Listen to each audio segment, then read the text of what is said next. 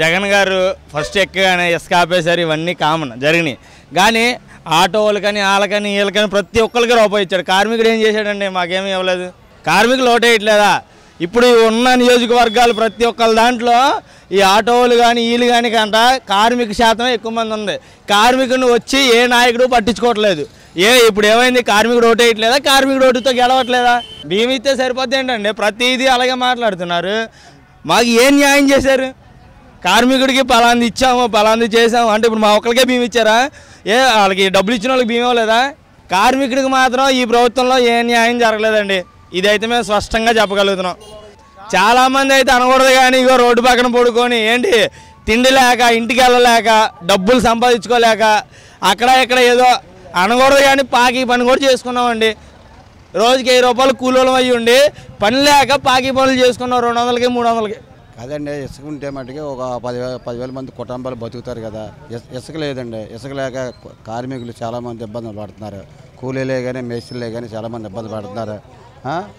పక్కనేమో రేట్లు ఏమో విపరీతం రేట్లు పెంచేశారు.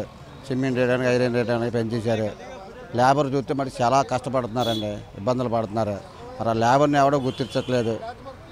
అంటే ఒకటి ఇప్పుడు మీకు ప్రభుత్వం అన్నీ ఇస్తుంది కదా, ఫ్రీగానే ఇస్తుంది. ఎందుకండి ఏమి ఇస్తుందండి ప్రభుత్వం? కూలోడికి ఏమైనా ఇచ్చారని చెప్పమనండి. లేబర్ అన్నవాడికి సాయం చేయాలి ప్రభుత్వం అన్నది.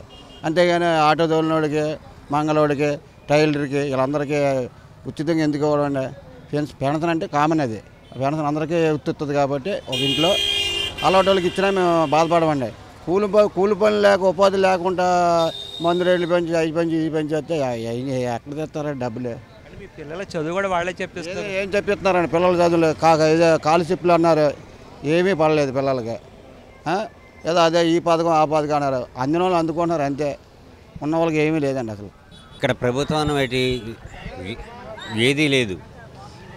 ఏది ఇచ్చేది ఇస్తానన్నారు కానీ ఏది ఇవ్వలేదు. కానీ అన్నా క్యాంటీన్ అన్నారు, అన్నా క్యాంటీన్ తీస్తారు.